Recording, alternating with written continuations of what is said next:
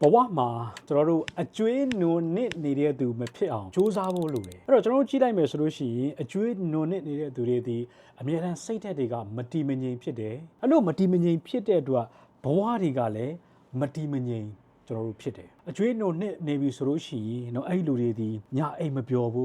းစိတ်ညစ်တယ်စိတ်ဓာတ်ကြတယ်ဒါမျိုးတွေကျွန်တော်တို့ဖြစ်တယ်ပြီးရင်သူတို့မှာအပြုံးပျော်တွေတော့ကျွန်တော်တို့ညော့သွားတယ်အနာဂတ်အတွက်လည်းကြိုတင်ပြီးတော့မှစီစဉ်နေမဆွဲနိုင်တော့ဘူးအဲ့တော့ကျွန်တော်တို့ဆိုလို့ရှိရင်လည်း coaching session တွေပေးတဲ့အခါမှာဒီအကျွေးနွန်နဲ့နေတဲ့သူတွေကို coaching session ပေးမယ်ဆိုလို့ရှိရင်ဘာ result မှာထွက်မလာဘူးဘာရလက်မှာမရတာကျွန်တော်တို့များပါတယ်ဒါကြောင့်မို့ကျွန်တော်တို့ကဘဝမှာအကျွေးနွန်မနစ်ဖို့တိတ်ကိုအရေးကြီးပါတယ်အဲ့တော့ဒီနေ့တော့ကျွန်တော်ကအကျွေးနွန်နစ်နေတဲ့သူတွေအကျွေးတွေတင်နေတဲ့သူတွေကဘာကြောင့်မလို့တင်နေတာလဲဒါလေးတွေကိုကျွန်တော်မျှဝေတော့မှာဖြစ်ပြီးတော့မှကိုကဘလို့ကာကွယ်ရမလဲဆိုတာတွေကိုလည်းပြောပြတော့မှာဖြစ်ပါတယ်နံပါတ်1တစ်ချက်ဒီပါလဲဆိုတော့အကျွေးနွန်နေတဲ့သူတွေကဒါကျွန်တော်တွေးစက်လောက်ပြောတာပါအကျွေးနွန်နေတဲ့သူတွေဒီသူတို့ရဲ့ lifestyle เนาะသူတို့ရဲ့လူနေမှုပုံစံကသူတို့ရဲ့ income ထပ်ပို့ပြီးတော့မှကြီးနေတာသူတို့ကထားပါတော့ဝင်ငွေဒီလောက်လေးပဲဝင်တယ်ဒါပေမဲ့သူတို့နေတဲ့ lifestyle ကြီးအကြီးဖြစ်နေတာကားတွေရှိမယ်အိမ်တွေဝယ်ထားမယ်သုံးဖြုံးနေသည်သူတို့ရဲ့ကြီးတဲ့ lifestyle ကိုအခြေခံပြီးသုံးနေရတာဖြစ်တဲ့အတွက်ဝင်ငွေကနည်းနေတော့ဘာဖြစ်လဲအချိန်ကာလကြာလာတာနဲ့အမျှဘာဖြစ်မလဲဆိုတော့အကျွေးတွေနွန်နစ်လာတာနောက်တစ်ခုကတော့ကျွန်တော်တို့ monthly budget မသတ်မှတ်ထားတာเนาะအကျွေးနွန်နစ်နေတဲ့သူတွေကြည့်လိုက်ပါလစဉ်သူတို့ဘယ်လောက်သုံးမယ်ဘယ်လောက်ကိုတော့စုမယ်ဆိုတော့ monthly budget သတ်မှတ်မထားတာဖြစ်တဲ့အတွက်ရရင်ရသလောက်သုံးမယ်သုံးစရာမရှိရင်တခြားသူတွေကချီးပြီးတော့မှသုံးမယ်ဒါဒီကျွန်တော်တို့ကဆိုးတဲ့အနေထားတစ်ခုလို့ကျွန်တော်တို့ပြောလို့ရတယ်နောက်တစ်ခုကတော့ကျွန်တော်တို့အကျွေးကိုလွယ်လွယ်ကူကူယူတတ်တာအကျွေးရတာပဲကွာအကုန်ယူမယ်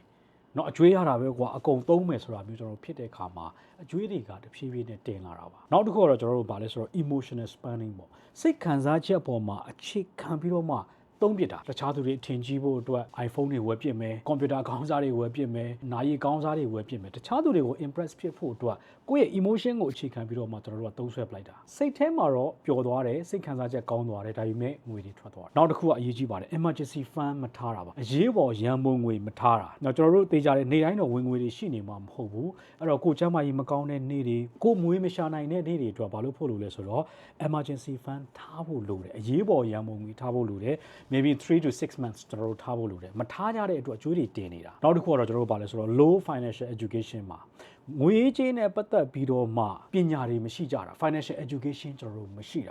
ာနောက် financial literacy မရှိကြတာဒါဒီကျွန်တော်တို့ကအကျွေးတင်ဖို့အတွက်အင်မတန်လွယ်ကူတဲ့အရာပါနောက်တစ်ခုကတော့ကျွန်တော်တို့ဝင်ငွေတော့ရှိတယ်ဒါပေမဲ့အဲ့ဒီဝင်ငွေကိုတိုးလာအောင်မလုပ်နိုင်တာထားပါတော့ဒီလဒေါ်လာ100ဝင်ဒီလဒေါ်လာ100ပဲဒါပဲနောက်ထပ်2လ3လနေတဲ့ခါမှာလည်းဝင်ငွေတိုးလာမှာမဟုတ်ဘူးအဲ့တော့အဲ့လိုမျိုး income ကျွန်တော်တို့ရှိနေတာနောက်တစ်ခုကတော့ကျွန်တော်တို့သိတဲ့အတိုင်းပဲ social and family pressure ပါအဲ့တော့ကိုကဝင်ငွေနည်းနည်းရှာနိုင်တယ်ဒါပေမဲ့ကိုမိဘတွေဟလာကိုမိတ်ဆွေတွေကကိုအတိုင်းဝိုင်းကကိုဆရာပတ်စံတွေချီးကြတယ်ကိုရှာနိုင်တဲ့ငွေတွေသူတို့ထုတ်ယူသုံးကြတယ်အဲ့တော့ဘာဖြစ်လဲဆိုတော့ကိုရှာနိုင်တဲ့ငွေကနည်းပြီးတော့မှသူတို့အတွက်ထောက်ပံ့ရတာများတာဖြစ်တဲ့အတွက်ဘာဖြစ်လဲဆိုတော့အကျွေးတွေတင်တာအဲ့တော့အခုဒီဗီဒီယိုကြည့်နေတဲ့ကျွန်တော်လူငယ်တွေမိတ်ဆွေတွေကလည်းကိုယ့်ဘဝမှာအကျွေးတွေကင်းကျင်တယ်အဲ့တော့ခုနအချက်လက်တွေကိုကာကွယ်ခြင်းတယ်ဆိုလို့ရှိရင်တော့ကျွန်တော်လာမယ့်ဒီ March လ1ရက်နေ့ကနေပြီးတော့မှ9ရက်နေ့ထိအောင်ဖွင့်ထားတဲ့ SIM သင်တန်းဆိုတာရှိတယ်အဲ့ဒီကောင်ကတော့သူကအဲ့ဒီသင်တန်းကတော့ကျွန်တော်တို့ stock investment mastery နော် stock ထဲမှာယင်းနှိမ့်မြုံနှံဖို့အတွက်နီးလန်းနေကျွန်တော်မျှဝေထားတာဖြစ်ပေမဲ့ကျွန်တော်က financial literacy နဲ့ပတ်သက်တဲ့ပညာရပ်တွေကိုလည်းကျွန်တော်အဲ့ထဲမှာအကုန်လုံးပေါင်းထည့်ထားတယ်အဲ့တော့ငွေကြေးတွေရဲ့အလုပ်ပုံ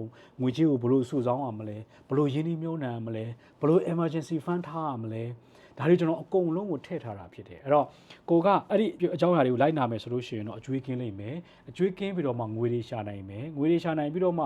ငွေတွေစုလာနိုင်မယ်စုလာနိုင်မဲ့ငွေတွေကိုမှstock ထဲမှာရင်းနှီးမြှုပ်နှံမယ်ဆိုလို့ချင်းအချိန်ကာလတစ်ခုရောက်တဲ့အခါမှာချမ်းသာကြွယ်ဝမှုတွေကျွန်တော်တို့ရလိမ့်မယ်ကိုလိုချင်တဲ့ငွေအမောင်းတစ်ခုကိုရလိမ့်မယ်ဒါကြောင့်မို့ဒီ SIM သင်တန်းကိုလာတက်ပြီးတော့မှတက်ဖို့လိုတယ်အဲ့တော့ဒီသင်တန်းက batch 2အဲ့တော့ batch 1ကတော့ကျွန်တော်ခဏပြောတယ်လူပေါင်း430ကျော်ကျွန်တော်တက်ရောက်ခဲ့ပြီးပြီ